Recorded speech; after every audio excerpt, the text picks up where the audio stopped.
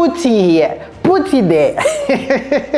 Ah, nos profs d'anglais sur les bancs d'école nous ont traumatisés, quoi. Si vous voulez dire, comment est-ce que je peux exprimer ça? Comment est-ce que je peux dire ça? How can I put it? Vous voyez, c'est le verbe mettre. Une astuce simple pour parler couramment l'anglais très rapidement, eh bien c'est quoi? C'est de vous focaliser sur les mots qui signifient différentes choses selon le contexte. L'un de ces mots, eh bien c'est put.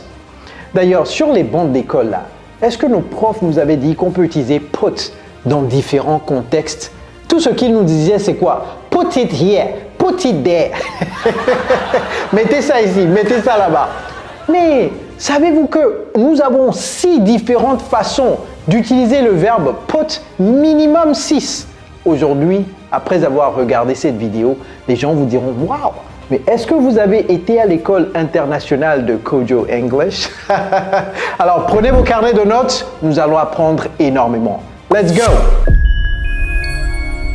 Hello everybody, it's Coach Joe, your English coach. So without further ado, let's get started. Pour les nouveaux venus là, si vous ne savez pas ce que c'est que without further ado, demandez aux anciens. Without further ado, ça veut dire sans plus tarder. Without further ado, sans plus tarder. Alright, prochainement, utilisez le verbe put dans le contexte de to place. To place. Je ne vais pas mettre to. On n'a pas besoin de to là-bas. OK? To place. For example, he put the keys on the table. C'est tout ce qu'on nous a appris sur les bancs d'école. Put it here. Put it there.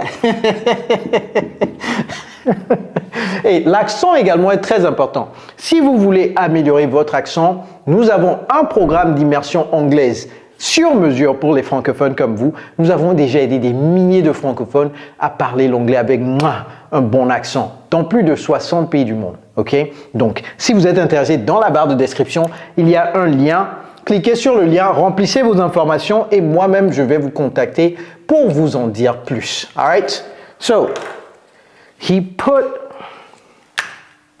the keys to put something somewhere. All right, how else can we use put? To invest.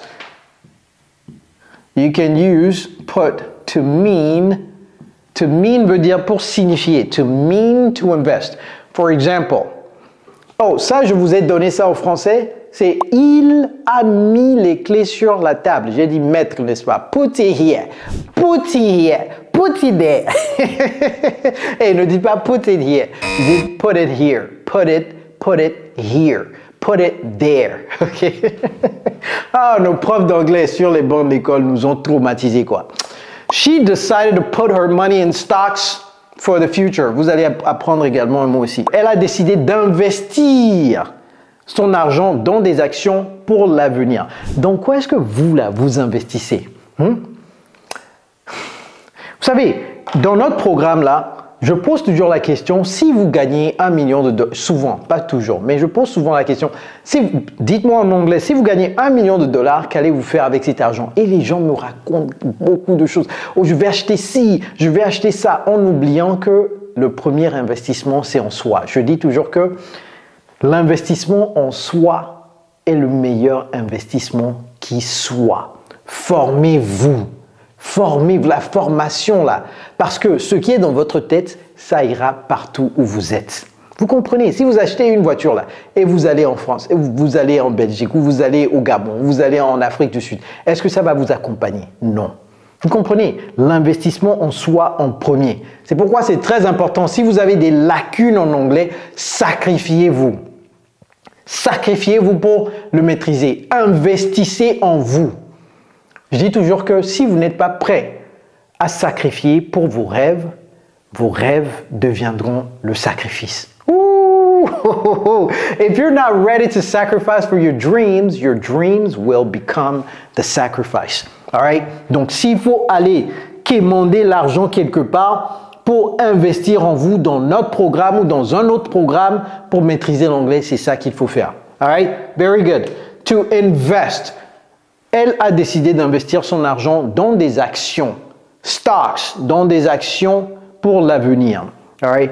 To apply, we can use to put in the context of apply. Apply. For example, I need to put some sunscreen before going outside. Je dois mettre de la crème solaire, sunscreen. Notez ça quelque part, crème solaire, avant de sortir. Alors, notez ça également parce que, vous savez, mes cours, ce n'est pas que des cours sur ce qu'on apprend. Vous voyez, tout à l'heure, là, je vous ai donné 2 citations. L'investissement en soi est le meilleur investissement qui soit. L'autre citation, c'était quoi l'autre citation?